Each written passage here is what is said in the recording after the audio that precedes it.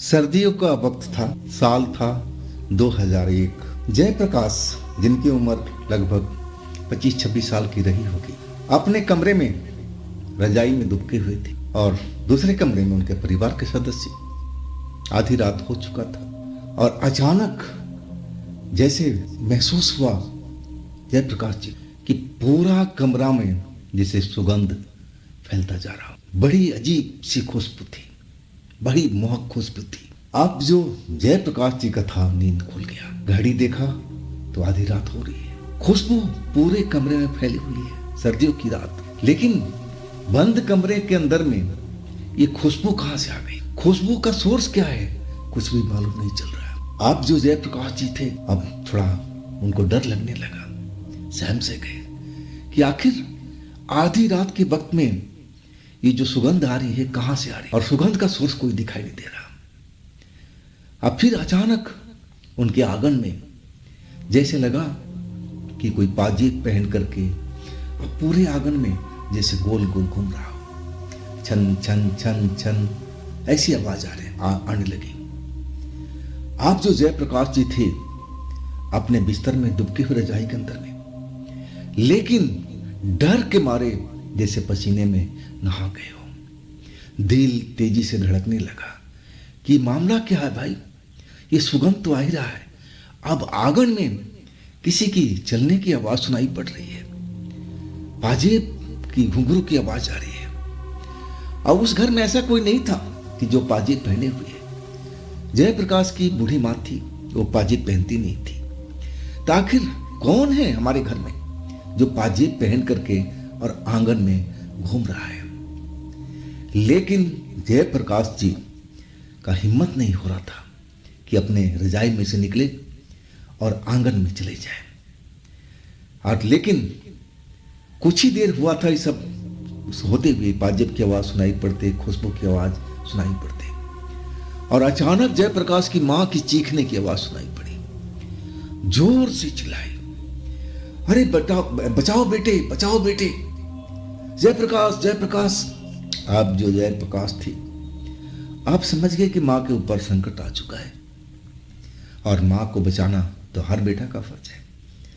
रजाई फेंक करके बाहर निकली, दरवाजा खुला तो मां एकदम आंगन के एक कोने में खड़ी थर थर थर थर कांप रही है, जैसे जाड़े का बुखार आ चुका हो। आप जयप्रकाश जी अपनी मां की तरफ देखने लगे। अब जो पायल की आवाज थी ना, वो गायब हो चुकी थी। बिल्कुल अब ऐसा कुछ सुनाई नहीं पड़ रहा था। अब जयप्रकाश जी और जब मां के पास पहुंचे कि मां हुआ क्या, क्यों तुम चिल्लाई हो, क्यों तुम चीखी हो, बात क्या है? और तब तक जयप्रकाश का पापा का भी नींद खुल गया, वो भी कमरे में से बाहर निकल आए। अब दोनों लोग पूछ रहे हैं जयप्रकाश की मां से कि बताओ तो सही, लेकिन वो कांपती जा रही है, आंखें बड़ी बड़ी अब डर के मारे फैली पड़ी है, कुछ नहीं बोल रही है। बस लग रहा था कि पूरा बदन सूखे पत्ते की तरह कांप रहा है। तो आखिर उस आंगन में उन्होंने क्या देखा? ये जो पाजेब की आवाज थी वो किसकी थी? जयप्रकाश के कमरे के अंदर में जो खुशबू फैल गया था, उसका राज क्या था? तो दोस्तों नमस्कार, मैं हूं राज, आप देख रहे हैं हाईवे 33। ये जो घटना कहानी है ना, ये जयप्रकाश जी का है। साल 2001 की बात है। झारखंड के रहने वाले हैं जयप्रकाश जी, और वो ड्राइवरी का काम करते हैं। ड्राइवरी का काम करते हैं, कार चलाने का। अब छुट्टी पर आए हुए थे। अक्सर महीना 2 महीना में आप आ भी जाते थे, और जब आते थे ना तो अपने पिता का खेत ओत में मेहनत करते थे, काम करवाते थे साथ में। और घटना की शुरुआत जो हुई थी ना, उनके खेत में हुई थी। खेत में खुदाई हो रही थी, आलू का फसल लगाना था, और उसके लिए खेत में कुदाल से काम चल रहा था। अपने पिता के साथ जयप्रकाश जी भी अब खेत में लगे हुए थे, ताकि आलू का क्यारी बना सके और बीज लगाया जा रहा था। साइड साइड का काम चल रहा था, बीज का काम हुआ पड़ा था। अब कुदाल जयप्रकाश जी के हाथ में था। अब वो मिट्टी खोद रहे थे किनारे का, और अचानक उनकी जो फावड़ा कुदाल था किसी ठोस चीज से टकराया। जबकि खेत की मिट्टी नरम होती है, उसमें कोई ईंट पत्थर होता नहीं है, बहुत मुश्किल से कहीं निकल जाए। लेकिन जब आवाज़ सुनाई पड़ी तो लगा कि कोई ईंट पत्थर नहीं है, कोई धातु है। धातु से टकराने का आवाज़ जयप्रकाश जी को सुनाई दिया। अब बगल में उनके पिताजी कुदाल वो भी चला रहे थे। अब जब आवाज़ सुनाई पड़ी तो जयप्रकाश जी उस जगह खोदने लगे। आखिर उनका कुदाल किस धातु से टकराया था, टन से जो आवाज़ आई थी। जब वो मिट्टी हटाने लगे ना, तो वहां पर एक पीतल का लोटा नजर आया। काई लगी हुई थी उसमें, जैसे काला पड़ गया था, लेकिन था पीतल का। अब लोटा को जयप्रकाश जी निकाल लिए। लोटा वजन में था, अंदर मिट्टी, राख जैसे रेत ऐसा कुछ भरा हुआ था। और उसका मुंह शायद कपड़े से बंधा हुआ था, लेकिन मिट्टी में दबने की वजह से वो कपड़ा गल चुका था। अब लोटा देख करके जयप्रकाश जी हैरान थे कि आखिर हमारे खेत के अंदर में मंडेर के पास जो रास्ता है उसके बगल में ये लोटा किसने दबा दिया। लोटा आए कहाँ से, किसका हो सकता है लोटा। अब जो लोटे में सामान था, मिट्टी, रेत, अब उन्होंने पलट दिया। तब तक अपने पिताजी को कोई जानकारी नहीं दी, वो अपने काम में लगे हुए थे। जब उन्होंने पलटा ना, तो उसमें कुछ राख जैसी चीज भी निकली। अब फिर उसमें 2 पाजेब निकला, लेडीज पाजेब। जब पाजेब देखे, तब तक पिता की नज़र लोटे पे पड़ चुकी थी। जब ये देखे तो अपना काम छोड़ करके जयप्रकाश जी के पास आके कि मेरा बेटा तो लोटा कहाँ से मिला। अब लोटा को ध्यान से देख रहे हैं, उसमें निकली हुई हर चीज को मुआयना कर रहे हैं जयप्रकाश के पिता। और अचानक वो डर से गए। वो जयप्रकाश को पूछने लगे, अरे बेटा ये लोटा कहाँ से निकला? ये तो तंत्र मंत्र का लोटा है, देखा इसमें क्या क्या सामान भरा हुआ है। अब जयप्रकाश जी चौंकते हुए कहने लगे, तंत्र मंत्र ये क्या होता है पिताजी? अब जयप्रकाश के जो पिताजी थे कहने लगे, बेटा ये लग रहा है कोई जादू टोना करके लोटे में हमारे खेत में दबा दिया है, देख इसमें क्या क्या सामान है। अब फिर देखने लगे तो उसमें लेडीज पाजेब था, एक जोड़ी, और कुछ तंत्र मंत्र टोटके वाला सामान भी उसमें था। राख जो थी उसके अंदर में दबा हुआ था। अब जो जयप्रकाश के पिता थे अब डर गए थे, अपने बेटे को डांटने लगे, कहने लगे तुझे क्या जरूरत थी? अगर ये लोटा तेरे को दिख भी क्या था तो मेरे को आवाज दे देता कि पिताजी इधर आओ, देखो ये लोटा मिला है। तुझे उसको छूने की जरूरत क्या थी? छू तो लिया, लेकिन उसको खोलने की क्या जरूरत थी? पिताजी अब जयप्रकाश पर नाराज हो गए थे। अब जयप्रकाश समझ नहीं पा रहे थे कि आखिर इस लोटे में है क्या चीज। ये तो मामूली सा लोटा है, इसके अंदर में कुछ जैसे तंत्र मंत्र किया जाता है उसमें सामान भरा हुआ है, 2 लेडीज का चांदी का पाजेब, तो इसमें डरने वाली क्या बात है? वो अपने पिता को अब पूछने लगे कि पिताजी इसमें आप इतना डरे हुए क्यों, ऐसा इसमें खास क्या है? तब पिता उसको कहने लगे कि देख बेटा, ये लग रहा है कोई तंत्र मंत्र या कोई भूत पिचास को इस लोटे में बंद करके और हमारे खेत में दबा दिया गया है। बेटा ये तो गलत हो गया। लेकिन जयप्रकाश जी ना भूत प्रेत को मानते थे, ना कोई विशेष जानकारी थी उनको। अब अपने पिता की बात पर हंसने लगे, कहने लगे पापा देखो ना, लोटा सामान्य है, इसमें लेडीज का पाजेब है और ना जाने इसमें क्या क्या भरा हुआ है, तो इसमें भूत कैसे हो सकता है? भूत के लिए जगह कहाँ है इसमें? मजाक मजाक में, अरे पिताजी आप तो खाम खा डर जाते हो, मेरे को भी आप डरा दिए। अरे छोड़ो ना, ये सब क्या बोल रहे हो कि भूत प्रेत ऐसी कोई चीज होती नहीं, इनका अस्तित्व होता नहीं। अब पिताजी जो समझाना था अपने बेटे को समझा रहे थे, लेकिन बेटा समझे तब ना, बेटा समझने को राजी नहीं था।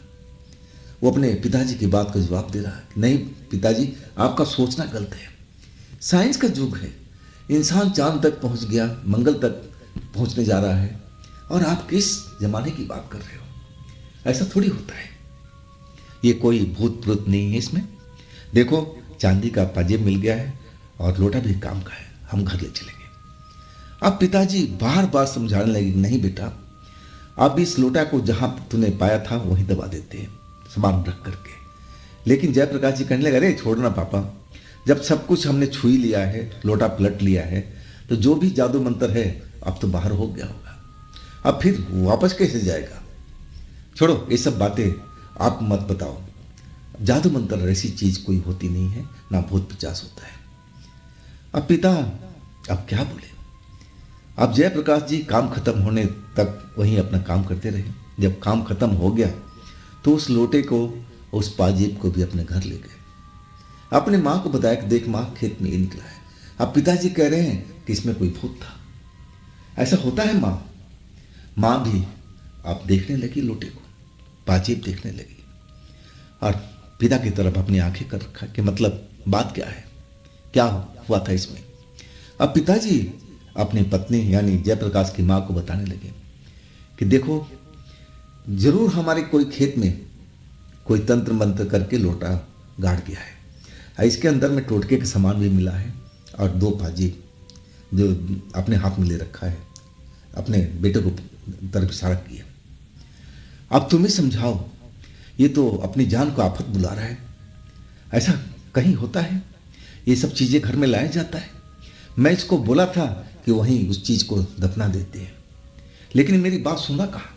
कहता भूत प्रेत नाम की कोई चीज़ होता नहीं। लेकिन अब करे क्या, घर में लोटा आ चुका था। माँ कहने लगी कि देख बेटा, अब ये घर में तो आ ही चुका है, अब ये काम कर, अब तो टाइम ज़्यादा हो चुका है, कल हम मंदिर में जा कर के और दान दे देंगे पंडित जी को, लोटा भी और ये पाजेब भी, बात खत्म हो जाएगी। मंदिर में दे देंगे, मंदिर वाले जाने क्या करना है इसका। इसके बाद अब घर में जो खाना पीना होता था सब कुछ अपना सही समय पर होता रहा। इसके बाद इस बात का चर्चा बिल्कुल घर में नहीं हुआ। माँ ने जो फैसला कर लिया था, अब लगा जयप्रकाश को कि माँ ने जो फैसला किया है शायद सही किया होगा। माँ की हर बात को मानते थे। अब पिता भी समझ गए जयप्रकाश का कि चलो मेरी पत्नी ने जो फैसला किया है सही है, ये लोटा और ये पाजेब हम मंदिर को दान दे देंगे, मामला खत्म हो जाएगा। जो बला हमारे पास में आई थी बला टल जाएगी। अब एक तरह से संतोष हो चुका है, अपने मन को समझा चुके थे जयप्रकाश के पापा। खाना पीना करने के बाद अब जयप्रकाश जी अपने कमरे में, सर्दी का टाइम था, रजाई ओढ़ के सो गए और उनके पापा मम्मी भी अपने कमरे में सो गए। पूरा बड़ा सा आंगन था, 4 कमरों का पूरा घर था। आधी रात बीत गया। बीतने के बाद में गहरी नींद में जयप्रकाश जी सो रहे थे और अचानक उनके सांसों में सुगंध का अनुभव हुआ, और वो भी तेज सुगंध का, जैसे कोई स्प्रे सेंट का जो लड़कियां लगाती हैं वैसे ही उनको खुशबू महसूस हुई, और खुशबू से ही उनकी आंख खुल गया था। इसके बाद बाहर में, आंगन के अंदर में जैसे पाजेब पहनकर चल रहा हो ऐसी आवाज अब सुनाई देने लगी। इसके बाद अब वो डर चुके थे। एक तो सुगंध अचानक कमरे के अंदर में, जबकि उनके घर में कोई सेंट परफ्यूम नाम की कोई चीज भी नहीं थी, तो आखिर कमरे के अंदर में ऐसा जो खुशबू है कहाँ से आ गया। इसके बाद तो डर ही गए थे जयप्रकाश जी। और फिर बाहर में वही आंगन के अंदर में जिसे लग रहा कोई औरत पैरों में पाजेब बांध करके घूम रही हो, जबकि उनके घर में पाजेब नाम का कोई चीज था ही नहीं। माँ उनकी पहनती नहीं थी। इसके बाद माँ की चीख सुनाई पड़ी। माँ शायद बाथरूम करने के लिए घर कमरे से निकली थी और अचानक वो चीख पड़ी। अब इसके बाद जयप्रकाश जी दौड़ते हुए माँ के पास पहुंचे और उधर से जो पापा सो रहे थे वो भी अब जाग चुके थे। अब दोनों लोग ऑफिस जगह पहुंच गए। जयप्रकाश की माँ थर थर थर थर कांप रही, सूखे पत्ते की तरह, आंखें जैसे एकदम फैल सी गई है, चेहरा डर से पीला पड़ गया है। अब जयप्रकाश भी पूछ रहे हैं कि माँ हुआ क्या तेरे को, कुछ तो बता। लेकिन वो डरी हुई दिखाई दे रही थी, कभी इधर कभी पूरे आंगन में उसकी नजरें दौड़ रही थी। जयप्रकाश के पिता भी पूछने लगे, अरे बताओ तो सही, तुम्हारे साथ क्या हुआ? तुम चीखी क्यों, इतना डरी हुई क्यों? लेकिन कुछ भी नहीं बता रही थी। आखिरकार समझ में नहीं आ रहा था दोनों लोगों को कि माँ को हुआ क्या है।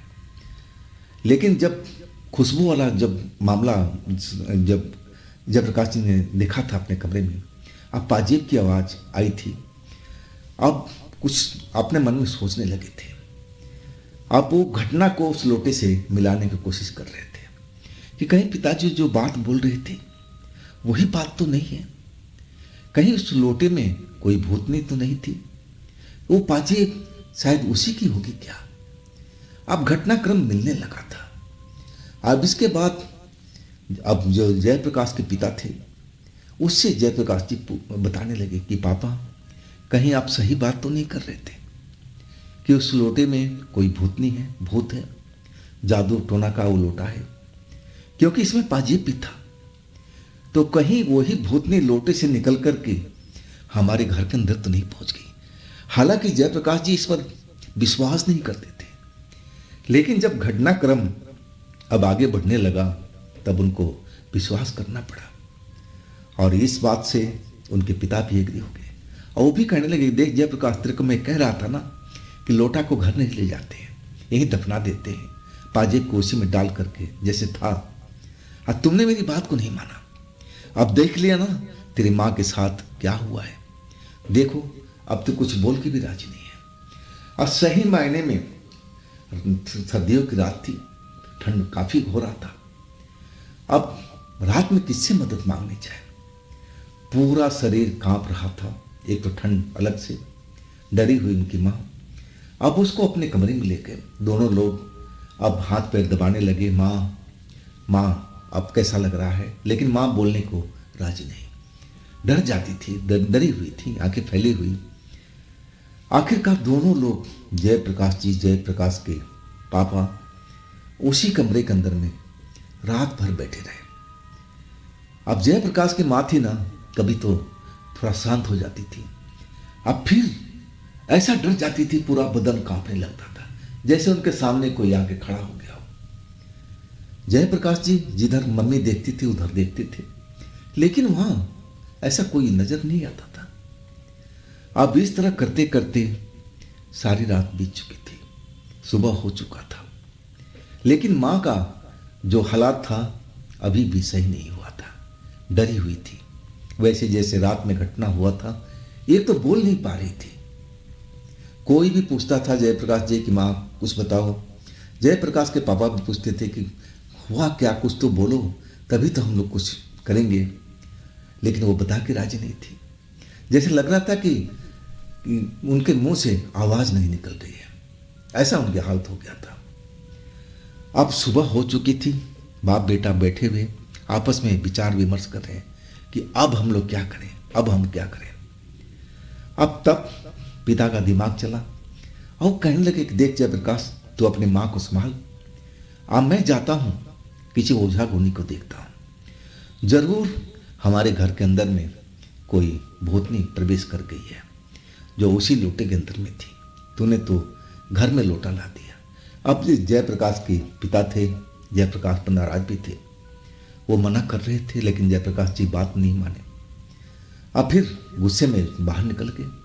अब जाते जाते बोल गए कि माँ का ख्याल रखना, देखते रहना, और जरूरत पड़े तो पड़ोसी को बुला लेना मदद के लिए, न जाने मुझे लौटने में कितना टाइम लगे, अब तुम माँ का ध्यान रखना। इसके बाद जयप्रकाश के पिता किसी तांत्रिक की तलाश में निकल गए। इधर जयप्रकाश अपनी माँ की सेवा भाव में लगे रहे। कुछ देर दिन में तो माँ थोड़ा शांत हो जाती थी, आंखें बंद हो जाता था, लग रही कि जैसे नींद में हो। और कुछ देर के बाद में अब जाग जाती, डर कर कांप जाती और आंखें खोलती थी। और जैसे ही आंखें खोलती, डर सामने दिखता, जैसे लगता कि उनके सामने में कोई खड़ा हो। लेकिन जयप्रकाश जी वही उस तरफ देखते तो कोई होता ही नहीं था। अब इस तरह चलने लगा। अब पड़ोसी को ये बात जयप्रकाश जी को लगने लगा कि ये बात बताने लायक नहीं है, सब मजाक उड़ाएंगे, क्योंकि जयप्रकाश जी भूत प्रेत को मानती नहीं थी अगर अपनी मुंह से ये बात जाके पड़ोस में किसी को बताएं तो वो लोग उन पर हंसेगा ना, कि मैं कहता था ना कि भूत प्रेत होते हैं, लेकिन तुम ही तो कहते थे कि संसार में भूत प्रेत होते ही नहीं हैं, मन गढ़ंत सब कहानी होती है, बात होती है। अब अपने आप पर आया तो तुम्हें अब भूत याद आने लगे ना कि भूत होते हैं। इसी वजह से जयप्रकाश जी पड़ोस में किसी के पास मदद के लिए नहीं जा रहे थे। दोपहर के बाद उनके पिता लौटे, साथ में एक अधेड़ व्यक्ति, वो भी साथ में आया। घर में आते ही अब पूरा घर को जो आंगन था वो घूमने लगा। 4 कमरों का घर था, एक एक कमरा खोलता और घर के अंदर पहुंच जाता और न जाने क्या वो ढूंढ रहा था। एक कमरे से निकलता दूसरे कमरे में, दूसरे से निकलता तीसरे कमरे में, चौथे कमरे में उनकी माँ ही थी, चारपाई पर लेटी हुई थी। अब फिर आंगन में कई चक्कर उस तांत्रिक ने घर का लगा लिया और इसके बाद वो जहाँ जयप्रकाश की माँ थी जिस कमरे में, वहाँ पर आ गया। अब फिर वही बात कहने लगा जो जयप्रकाश के पापा कह रहे थे, पिताजी, कि बेटा सब जो काम खराब तूने किया है लोटे की वजह से। लोटा तुझे घर में लेके जाना नहीं चाहिए था, ना पाजेब लेके जाना चाहिए था। और वही बात वो तांत्रिक ने बोला। अब जयप्रकाश को बताने लगा कि देखो भाई, तूने बहुत बड़ी गलती कर दी है। ये जो लोटा तुम्हें खेत में मिला था ना, उसको अपने घर पे ले जाने की तुम्हें जरूरत नहीं थी। जो जहां था वहीं छोड़ देते तो सब कुछ सही रहता। लेकिन तूने तो उसको लोटे को छेड़ भी दिया और लोटे को अपने घर में लेकर आए, साथ में पाजेब भी लाए। तो सबसे बड़ी गलती तुम्हारी है। अब तुम भुगतो। देख लो तुम्हारी माँ का क्या हालत हुई पड़ी है। अब जयप्रकाश भी अपनी गलती का एहसास कर रहे थे। अब करे तो क्या करे, गलती तो उनसे हो गई थी। अब वो उनके जो पिता थे अब कहने लगे तांत्रिक से कि बाबा, जो अब गलती मेरे बेटे से हो गई है उसको तो माफ़ कीजिए ना। अब आगे क्या करना है वो चीज़ को देखिए। मेरी पत्नी को क्या हुआ है उसको अब देखिए। तब वो तांत्रिक बाबा कहने लगे, हाँ इसलिए तो आया हूँ। आप कहने लगे कि आप लोग अब इस कमरे से बाहर निकल जाओ, हमारा काम करने तो। दरवाज़ा खुला ही था। अब जयप्रकाश जी अब कमरे से बाहर, चौखट के बाहर निकल के, पिता भी बाहर निकल गए और तांत्रिक बाबा अपना थैले में से सामान निकाल करके तंत्र मंत्र का प्रक्रिया करने लगे। करते जा रहे थे। बार बार अब जयप्रकाश की मम्मी से पूछते थे कि तुम उठो, तुम कौन हो और तुम इस घर में क्यों आई हो? तुम आँख खोलो, मेरे से बात करो, मैं तुमसे बात करना चाहता हूँ। अब फिर कुछ तंत्र मंत्र पढ़ते, चावल वगैरह मम्मी के ऊपर, जयप्रकाश की मम्मी के ऊपर छिड़क देते, लेकिन कोई भी हरकत नहीं हो रहा था। सब शांत थी उनकी मम्मी। जब जोर से चिल्लाते तो आंखें खोल के देखने लगती, अब फिर आंखें बंद कर लेती। कोई बात का जवाब नहीं दे रही थी।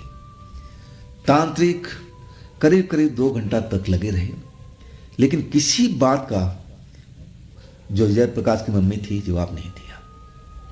और तब तांत्रिक उस घर से निकले, आंगन में आए और जयप्रकाश के पापा से बोले, देखो भाई, ये जो तुम्हारे घर में जो चुड़ैल आई है ना, चुड़ैल ही बोल सकते हैं, बहुत शक्तिशाली है। इसको भगाना इतना आसान नहीं है। हमें रात का वक्त चाहिए, आधी रात का वक्त, और मैं अकेले भी नहीं कर पाऊंगा। इसके लिए एक हमें और तांत्रिक को लाना पड़ेगा। अब जयप्रकाश जी क्या, जो जयप्रकाश के पापा थे, अब क्या कहते हैं कि मत लाओ। कहने लगे, बाबा जैसे भी लाना है, जो करना है आप कीजिए, मेरी तरफ से खुली छूट है। और जो भी सामान की जरूरत पड़े आप मेरे को बता दीजिए, जो भी पैसा खर्च लगेगा मैं देने के लिए तैयार हूँ। लेकिन मेरी पत्नी के ऊपर से अब इस चीज़ को निकाल फेंकिए। आप जो तांत्रिक बाबा थे कहने लगे कि हाँ निकालूंगा, लेकिन रात के टाइम में। अब मैं जा रहा हूँ अपने गांव, अब मैं दूसरे तांत्रिक का प्रबंध करता हूँ, क्योंकि अकेले ये मेरे से हो नहीं पाएगा, खतरा इसमें ज़्यादा है। मैं बहुत कोशिश कर लिया हूँ उससे पूछने को, लेकिन वो अपना नाम तक बता के राजी नहीं है। तो आप समझ सकते हो कितने शक्तिशाली है। अब इसके बाद जयप्रकाश जी भी डर चुके थे। जयप्रकाश के पापा का भी हाल ठीक नहीं था, वो भी डरे हुए थे। और उधर खाट पर उनकी माँ लेटी हुई, बीमार पड़ी हुई, जैसे शरीर में ताकत ही ना हो, चेहरा पीला पड़ चुका था और कभी आंखें बंद रहता था, कभी आंखें खोल देती थी। जब खोलती तो चौंक जाती, डर जाती, पूरा शरीर कांपने लगता। कोई भी देख के बता सकता कि उनके साथ क्या चल रहा है। अब इन हालात में छोड़ करके तांत्रिक बाबा अपने गांव की तरफ चल पड़े, रात को आने का वादा करके कि मैं 10-11 बजे के आसपास आऊँगा, साथ में एक हमारा साथी तांत्रिक भी होगा। और इसके बाद हम पूरी कोशिश करेंगे कि वो निकल जाए, आत्मा तुम्हारे घर से निकल जाए, तुम्हारी पत्नी को छोड़ दे शरीर। अब तांत्रिक बाबा तो चले गए। अब घर में जयप्रकाश के पापा, और जयप्रकाश के पापा पड़ोस में मदद लेना चाहते थे, लोगों को बताना चाहते थे कि उनके घर में लोग आए, इस चीज़ को देखें। लेकिन जयप्रकाश जी मना कर देख, नहीं पापा, घर की बात घर में ही रहने दीजिए, मेरी बेइज्जती होगी, आपकी भी बेइज्जती होगी कि घर में भूत है, लोग अब आने जाने से भी डरेंगे, आप मेरी बात को समझो। तब पिता को समझ में आया कि सही, जयप्रकाश सही बोल रहा है, इस बात को दूर तक फैलाने की जरूरत नहीं है, चुपचाप ही घर में रहने दे, आखिरकार तांत्रिक बाबा तो रात में आएंगे ना, इसके बाद अगली सुबह में सब कुछ सही हो जाएगा। अब इंतजार होने लगा था रात का, समय पर जो तांत्रिक बाबा लौटने का। लेकिन अब जो दिन का टाइम तो कट गया, अब शाम हो चुकी थी। अब जो शाम के टाइम था ना, तो कट नहीं रहा था। अब कभी माँ उनकी डर जाती थी, जैसे दिन में हो रहा था, रात में हो रहा था, वैसे सब कुछ चल रहा था। अब फिर जैसे जैसे रात गहराती जा रही थी ना, माँ का शरीर में कुछ बेचैनी सी होने लगी थी, करवट बदलने लगी थी, इधर से उधर आंखें खोल करके बड़ी बड़ी अपनी देखने लगती थी आंगन की तरफ में। अब ये सब देख करके डरावना माहौल घर के अंदर में हो चुका था। जयप्रकाश जी को अपनी माँ से डर लगने लगा था, और उनका पिता भी, उनकी भी ऐसी हालत थी। आखिरकार समय कटता रहा, रात गहराती गई। आखिरकार 10 बजे के बाद ही अब दरवाजे पर दस्तक हुआ तो जयप्रकाश के पापा जाके दरवाज़ा खोला और समझ गए कि तांत्रिक बाबा आ गए हैं। और उनका शक सही निकला, दरवाजे पर दस्तक उन्हीं लोगों का था। 2 लोग थे, थैला वाला सामान के लेकर के सब कुछ प्रबंध करके आए थे। अब फिर जो हाथ पैर धोए, अपने आप को पूरी तरह से शुद्ध किया। अब फिर बोले कि हम अपना काम करने जा रहे हैं, अब हमारे बीच में कोई डिस्टर्ब नहीं करेगा, आप आंगन में आप लोग बैठ जाइए, चाहे अपने कमरे में चले जाइए, लेकिन हमारे इस घर के अंदर में कोई भी नहीं रहेगा, सिर्फ जयप्रकाश की मम्मी और हम दोनों तांत्रिक, और हम पूजा पाठ करेंगे। इसमें कितना टाइम जाएगा कोई मालूम नहीं है, लेकिन हम दोनों लोग भरपूर कोशिश करेंगे कि आपके घर से इस बला को हम बाहर निकाल फेंकें। इसके बाद तंत्र का क्रिया चालू हो चुका था। आवाज़ धीरे धीरे आ रही थी तंत्र का। जयप्रकाश जी सब कुछ सुन रहे थे, धूप बत्ती की खुशबू भी आ रही थी। और वो पूछते थे जयप्रकाश की मम्मी से कि तुम बताओ सही, तुम कौन हो, और तुम खेत में लोटे के अंदर में थी, अपना नाम बताओ, कहाँ का रहने वाली हो, जैसे किसी इंसान से पूछ रहे हैं। अब मेरी जो जयप्रकाश की मम्मी थी वो बिल्कुल शांत रहती थी, कुछ जवाब नहीं देती थी। आखिरकार 12 से ऊपर का टाइम हो चुका था, पूरा गांव नींद में सो रहा था। जो गली के आवारा कुत्ते भी थे, ठंड का टाइम था, और वो भी अपने उचित स्थान समझ करके दुबक चुके थे। बिल्कुल गहरा सन्नाटा गांव के अंदर में था। अब रात का 12 बजे से ऊपर का टाइम, और तांत्रिक जो बाबा थे दोनों लोग अपना अनुष्ठान किए जा रहे थे। बार बार पूछ रहे थे कि तुम इस घर में क्यों आई हो। अब फिर अचानक अब एक आवाज़ सुनाई पड़ी जयप्रकाश जी को और जयप्रकाश के पापा को। अब आवाज़ कर्कश थी, बहुत भारी आवाज़ थी, जैसे कोई स्त्री बोल रही हो। वो आवाज़ उनकी मम्मी के हो ही नहीं सकती थी। अब जब इतनी आवाज़ सुनाई पड़ी ने तो दोनों लोग अब दरवाजे के पास पहुंच गए। तांत्रिकों ने मना किया था कि अंदर नहीं आना। वो आंगन में खड़े होकर के और दूर से देखने लगे। अब जो दोनों तांत्रिक थे अपना जो भी अनुष्ठान तक कर रहे थे, चावल के दाने पढ़ करके मंत्र फेंक रहे थे, और उनकी जो जयप्रकाश की माँ थी अब चारपाई पर जो लेटी हुई थी उठ के बैठ गई थी, बाल बिखरे हुए, आंखें एकदम लग रहा था कि सुर्ख लाल ऐसा हो रहा हो, और वही उनके मुंह से आवाज निकल रहा था, किसी जानवर की तरह गुर्राती हुई आवाज, भारी सी आवाज, फटी फटी आवाज। और वो क्या बोल रही थी ये समझ में नहीं आ रहा था। उसकी भाषा वो तांत्रिक ही समझ पा रहे थे। अब वो तांत्रिक कह रहे थे कि देखो अब तुम इस घर से चले जाओ, हम तुम्हें इज्जत के साथ इस घर से लेके चलेंगे और तुम्हें सही जगह पर तुम्हारा स्थान दे देंगे, तुम्हें कोई तकलीफ नहीं होगा, तुम इस घर को छोड़ दो और इस औरत को छोड़ दो।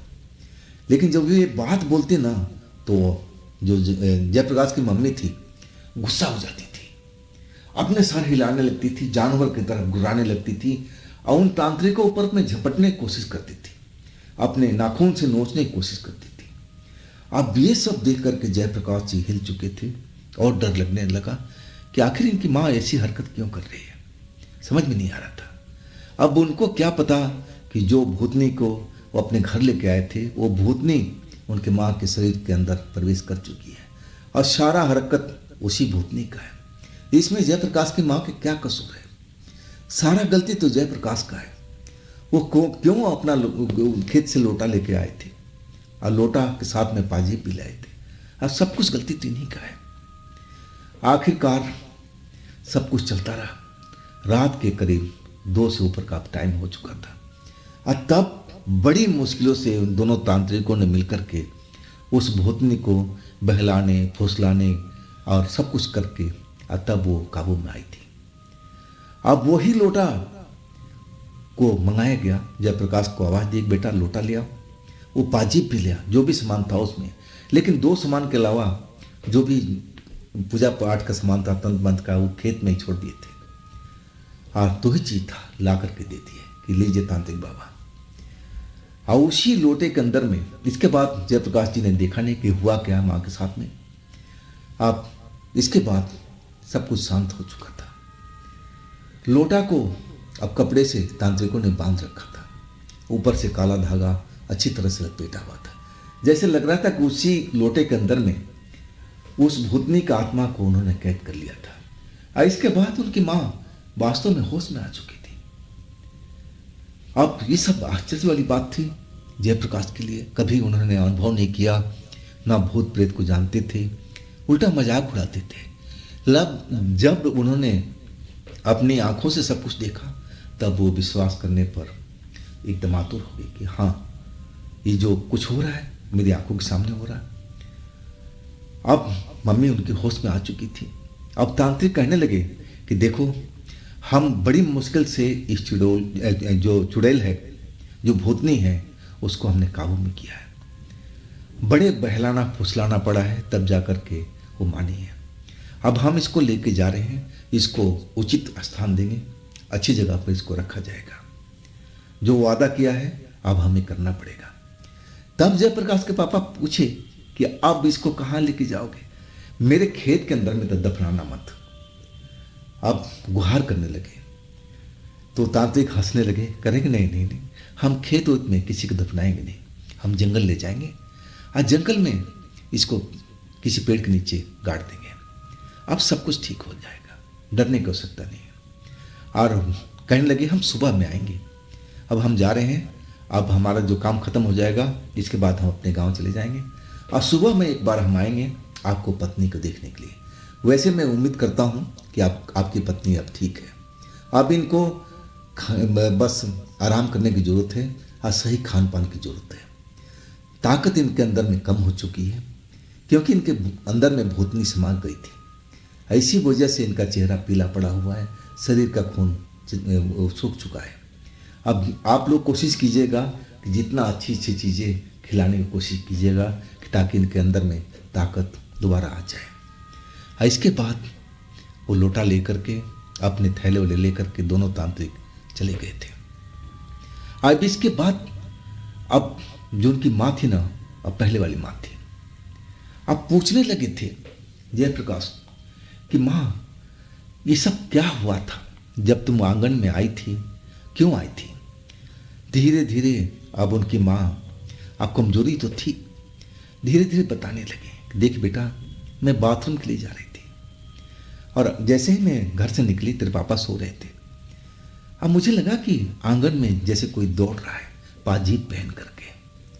आज जैसे मैं आंगन में आई तो मैं देखा कि एक लड़की जो करीब 20-22 साल के ऊपर की होगी, अब वो आंगन के अंदर दौड़ लगा रही है। अब मैंने जब देखा उसको तरफ ना तो वो रुक गई और मेरे नज़दीक पहुंच गई। देखने में सुंदर लग रही थी, लेकिन जैसे ही मेरे पास आई ना तो उसका चेहरा एकदम डरावना हो गया था और तब मैं चीखी थी। और इसके बाद मुझे कोई जानकारी नहीं बेटा कि मेरे साथ में क्या हुआ। अब जयप्रकाश जी सही में समझ चुके थे कि माँ ने रात को क्यों चीखा था, क्या हुआ था। और जो खुशबू था शायद उसी लड़की की वजह से जयप्रकाश जी कमरे में आया था। शिकार तो जयप्रकाश जी बनना था, लेकिन गलती से उस टाइम में उनकी माँ आंगन में निकल गई और शिकार बन गई जयप्रकाश की माँ। आखिरकार सुबह हुई और 10 बजे के बाद वो दोनों तांत्रिक आए, हालात का जायजा लिया माँ का। और घर के अंदर में और पूरा घर एक एक कमरे के अंदर में गए, पूरा ना जाने क्या देखते रहे। और इसके बाद में आए, कहने लगे कि अब सब कुछ सही है, अब वो आत्मा आपके घर के अंदर नहीं है, अब हमने पूरी तरह से जान चुके हैं। और इसके बाद जो खर्चा बर्चा था तांत्रिक बाबा का, आप जयप्रकाश के पापा ने दिया और हाथ जोड़ लिया कि अगर बाबा आप नहीं आते तो हमारा क्या होता, हमारा पत्नी का क्या हाल होता। बाबा कहने लगे कि देखो सब ईश्वर की कृपा है, उसके बगैर कुछ भी नहीं हो पाता। हम भी ईश्वर को मानते हैं, भगवान हमारा आराध्य देव को, हम कोशिश करते हैं कि लोगों को भला हो। और इसके बाद सही चीज़ जो हुआ वो अब मम्मी उनकी सही हो चुकी थी। अब खाने पीने का, उनका सेहत का ख्याल रखा जाने लगा और महीना भर के अंदर टाइम तो जरूर लगा था, लेकिन पहले वाली सेहत उनकी लौट गई थी। और इसके बाद जयप्रकाश जी अब मानने पर मजबूर हो गए थे कि इस दुनिया में ये शक्ति भी रहती जरूर है। तो दोस्तों ये है आज की कहानी जयप्रकाश जी की। अगर आपके पास भी ऐसी कोई घटना है जो आप मुझे बताना चाहते हैं तो आप मुझे इंस्टाग्राम पर या मेरे व्हाट्सएप नंबर पर आप अपनी कहानी, अपनी घटना को भेज सकते हैं। दोस्तों ये भी चैनल आप ही का है, इसको भी अपना प्यार दीजिए, लाइक कीजिए, सब्सक्राइब कीजिए, शेयर कीजिए। अब फिर हम मिलते हैं अगले रोज एक नई कहानी, एक नई घटना में। आप लोग अपना ख्याल रखिएगा। नमस्कार।